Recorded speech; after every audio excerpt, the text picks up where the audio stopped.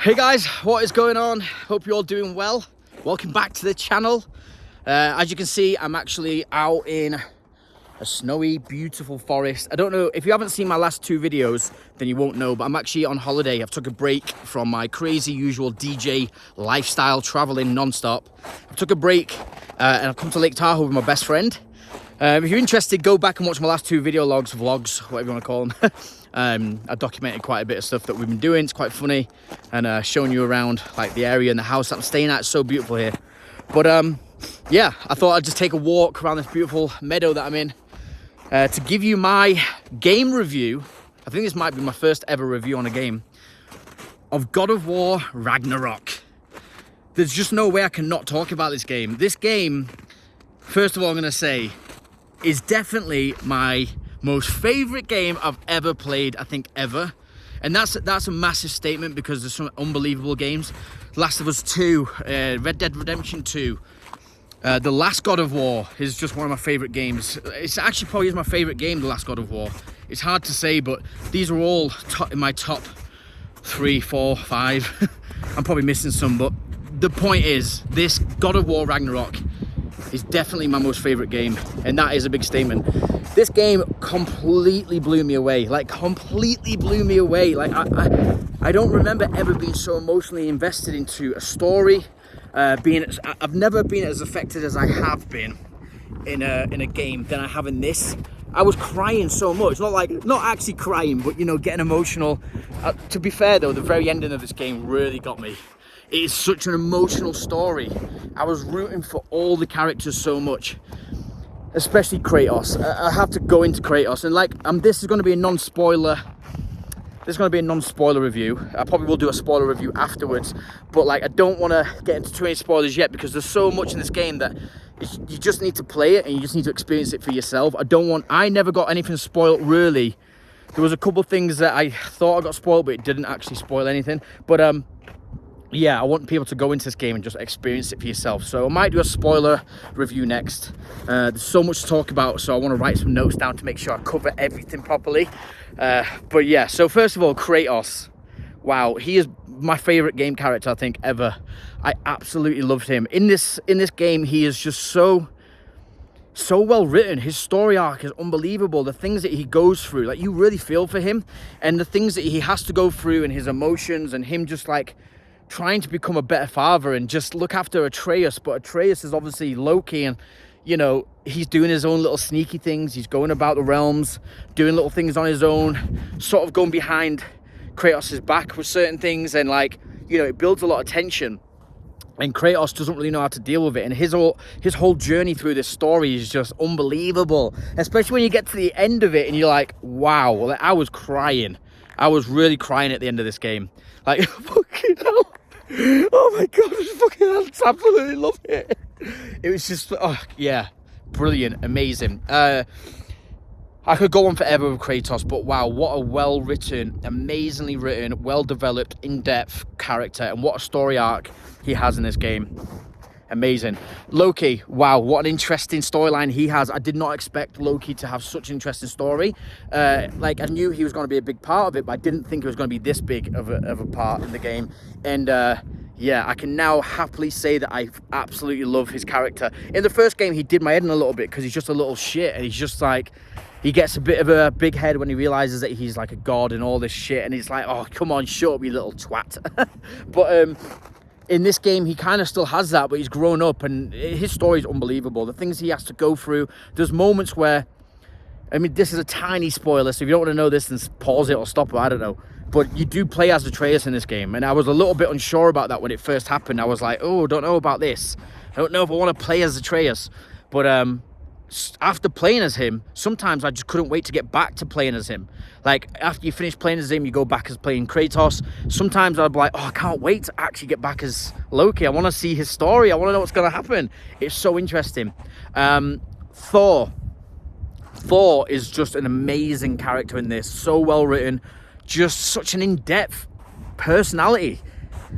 I did not expect it at all. It really took me by surprise, but in the best way possible. He's so in depth. Like, he's got so many levels to him. He's a deep character. He's got issues. He's got problems. And I didn't expect that. It's my favorite version of Thor I've ever seen on screen. I absolutely loved it. I want this type of Thor in a film. It's just so good. Like, really hard. Like, the fights that you have with Thor as Kratos are fucking absolutely sick. All the fights are sick. I'll go into the fights shortly, but like, this game has got the best boss fights I've ever had in any game, and Elden Ring's up there, but this beats it. This beats Elden Ring definitely for me. But Thor, wow. Thor's family, Thor's character, everything that they're going through, Odin, the relationship that Thor has with his father, Odin, the relationship that Thor has with his children and his wife, and just everything that they've all gone through. It's a really intense, deep, emotional story that they have, and it's actually quite sad sometimes. It's like, you really do like feel for them. Like, you feel for Thor, and you feel for Odin, and all these people at certain points. Sometimes the game even makes you like side with them. It's really, really amazing how they've written it to be that good. Yeah, I could go on forever with all these characters, but Odin, amazing, such a sick character. Again, so well written. I absolutely loved Odin's story, his character. Sometimes I even liked him. I was like, whoa, I actually like Odin. And you just don't know where it's going to go, because you start to actually like and reason with the people that you think are villains, and it's like, what is going on? Where's this going to go? Throughout the game, you do get little hints of what the ending could be, and it's like, I was really like getting upset and sad, like, oh no, this ending's going to be so intense. And it was intense, and it was way more emotional than I expected, to be honest. And I'll leave it at that. But yeah, obviously the game's called Ragnarok. Ragnarok does happen in this game. Obviously, it's called Ragnarok. So, you know, the whole game's pretty much focused around Ragnarok and what will happen in Ragnarok and all this stuff. And that was one of the most epic pinnacle points in the game I've ever experienced. I did actually do the whole ending without dying, and I hardly took any health at one point for a long time, and I did record it, so I think I'm going to upload that shortly after this, maybe in a week or so. Let people get to finish the game without just posting the ending. But yeah, I'm going to post it because it's just such a sick ending, and I smashed it. I didn't even die. I couldn't believe it. So, but yeah, the game is amazing. You've got so many new... the game is basically just like the last game. And I read some people complaining about it, saying, oh, it's just like the last game. And I'm like, well, good. The last game was a masterpiece. I want it to be like that. But it has improved on every single thing. Like the last game, God of War 4, everything that you got to do in that, this game has improved on by twice as much. You've got twice as many abilities, twice as many skills. You can upgrade your skills once you've added a skill. You can add new like abilities onto your skill. The world is so much bigger. You actually get to go to all the 9 realms this time, and you get to explore all of it, and it's huge. It's unbelievably huge. I thought at one point it wasn't going to be open world, because it felt like it was more linear at the very start of the game. It felt like it's just a linear story. It just felt like it was more linear, and I was like, oh no, is it going to open up like the last game where you're in the big lake in Midgard? But it did massively. It's well bigger. And there's so much to do. I've completed it, and I'm on 50 hours, and I've still got all of the like big bosses to go and complete. They're called Berserkers in this instead of Valkyries. Got all them to complete. I've got shitloads of stuff to complete. The game's just going and going and going, and I'm on 50 hours. So yeah, I imagine within 10 more hours I might have completed it. I'm gonna platinum the game. It'll be the first game I think I've ever platinumed in my life. And yeah, like, I just absolutely love it. The music, oh my god, the music in this is just some of the best music I've ever heard in the game. The music's always been incredible, but this one really steps it up. And at the end of the game, at the very end, something happens, and there's like a really emotional scene. The music, this new theme comes in, a new theme tune that comes in, and they start to play that theme tune throughout the whole end game.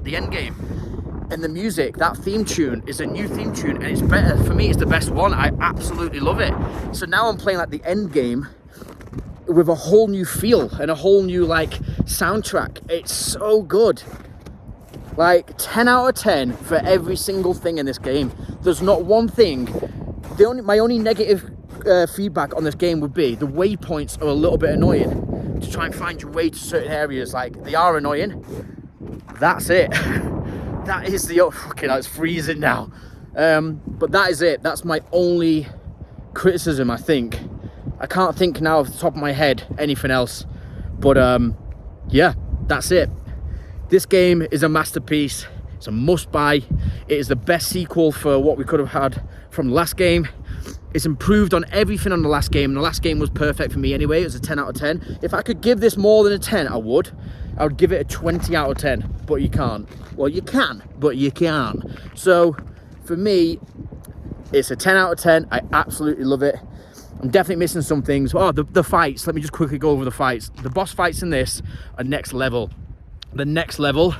Elden Ring has, for me, probably one of the best sort of combat and fights. I love it. I love all the bosses in Elden Ring, and this one's better. You come across so many bosses in this. Like every 10-15 minutes there's another boss, like a mini boss that leads to a bigger boss, to a bigger boss. Some of the massive boss fights in this are just the most epic gameplay I've ever had in a game. It's just so good. Wow, God, I could just keep going on, but I'm going to try and leave it at this. It's 10 minutes long now, the video, so this will be enough for you to get an idea of what I think. I absolutely love it. But guys, please let me know down in the comments, what do you think? Have you played it yet? Have you completed it? What do you think? I would love to know what your thoughts are, because wow, there's so much in this game that is to be talked about and praised. So yeah, let me know down below. Drop this video a like if you enjoyed it, and also if you're new here and you want to see more videos from myself, then please hit the subscribe button. That'd be amazing for me. But once again, thank you so much for watching, and I'll see you all on the next one.